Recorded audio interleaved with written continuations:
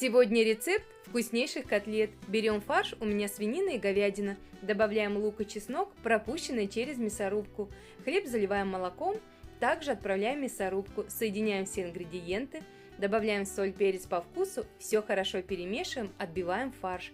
Формируем котлеты. Отправляем в панировочные сухари. Сверху масло сколько не жалко. И в заранее разогретую духовку до 180 градусов на 40 минут. Приятного аппетита!